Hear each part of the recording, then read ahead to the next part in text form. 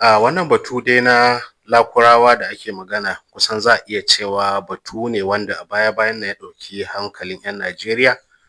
da ma ƙasashen duniya baki ɗaya musamman duba ga yadda suka zo da wani sabon salo wanda shi ya ɗara na waɗannan 'yan bandit da ake magana masu fashin daji ko satar mutane da neman kuɗin fansa. Shi kuma bai kai tsari irin na Boko Haram da aka yi fama da su a 'yan shekaru musamman a shiyar arewa maso gabashin Najeriya ba. Saboda za ka ga cewar su waɗannan Lakurawa kamar yadda mazauna yankunan jihohin Sokoto da Kebbi inda a wannan yanki suka ɓulla suke bayyanawa cewa yawanci abubuwan da suke yi suna nuna kamar shari'a ce ta Musulunci suke ƙoƙarin assasawa. Wanda kuma ko da ita Boko Haram a baya za a iya cewa wannan matakin ta ɗauka amma kuma daga bisani abin ya sauya salo ya zama hatta su kansu musulman da su 'yan wannan ƙungiya ta Boko Haram suke kirarin cewa suke ƙoƙarin tabbatar da Musulunci su kansu musulman sun sha wahala a ƙarƙashin wannan batu. Kusan za a iya cewar a baya-bayan nan ita kamar headquarter tsaro ta Najeriya musamman a ranar 21 ga watan Nuwambar shekarar da muke ciki ta sha alwashin cewar za ta yi fata-fata da wannan ƙungiya. Wanda kuma ta ci gaba da ayyukanta musamman kamar yadda ita rundunar ta nuna za ta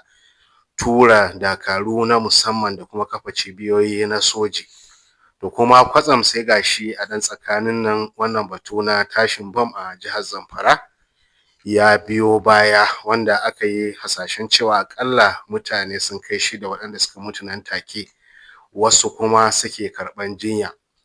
To mutane sun yi ta hasashe tare da kuma nuna damuwar cewa idan har wannan bom da aka ɗana za a iya cewa 'yan bindiga ne wato su 'yan bandit ɗin suka ɗana to kusan za a iya cewa wannan yanki da ma Najeriya gaba ɗaya za a iya shiga matsaloli irin na tsaro duba ga cewar su mutane ne waɗanda babu maganar ma addini ko wani abu da suke dogaro a kansa suna yin abubuwa ne wanda mafiya yawan mutane suke gani suna yin su ne bisa jahilci. To amma Allah cikin ikonsa sai gashi ita headquarter ɓangaren batun magana da ya shafi 'yan sanda musamman ma shi kwamishinan 'yan sanda na jihar ta Zamfara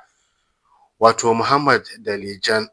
ya shaida wa wani gidan talabijin a zantawar da ya da su cewar lalle waɗannan ba 'yan bandits ba ne. A hasashensa su waɗannan 'yan ƙungiya ta Lakurawa ne da ke ƙoƙarin guduwa daga wannan yanki saboda irin farmaki da sojoji suka kai musu suke ƙoƙarin gudu zuwa dajin birnin Gwari su ne ake zargin sun dasa wani bam a ƙarƙashin gada wanda wannan ita mota ƙirar GOB-3 ta zo ta hau kansa har ya tashi. To duk da cewar ita rundunar 'yan sanda ta jihar Zamfara ta kawar da wannan kokwanto ko kuma tsoro da mutanen Najeriya da kuma mazauna yankin suka shiga dangane da yiwuwan samun bama-bamai a hannun waɗannan su 'yan ta'adda na bandit ɗin nan. To amma duk da haka bai kamata a ce ita rundunar sojin Najeriya da ma dukkan hukumomin tsaro sun yi wasa ba. Saboda idan har su waɗannan Lakurawa suna yawo a waɗannan dazuzzuka kuma waɗannan dazuzzuka su ma wa'incan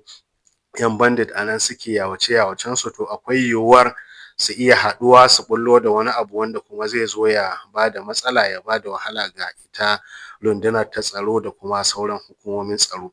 Don haka akwai buƙatar dukkanin ɓangarori da suka shafi harkokin tsaro da ita gwamnatin tarayyar Najeriya ma su tashi tsaye wajen ganin cewa sun daƙile wannan ƙungiya ta Lakurawa tun kafin ma ta yi nisa ko kuma kafin ta ƙara haifar da wata matsala irin ta tsaro a wannan yanki na shiyar arewa maso yammacin Najeriya da ya ta fama da wannan matsaloli na 'yan bandit a cikin shekarun nan. Wanda idan an yi haka to akwai yiwuwar cewa a samu sassauci kuma nasarar da su jami'an tsaron mu musamman soji suka samu akan 'yan bandit ɗin nan za ta ci gaba da ɗorewa idan aka samu aka daƙile su waɗannan Lakurawa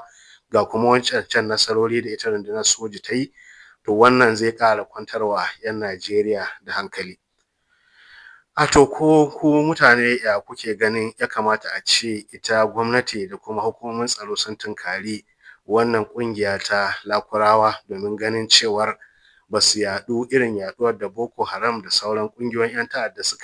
suka addabi Najeriya ba. Sai mu haɗu da ku a sashinmu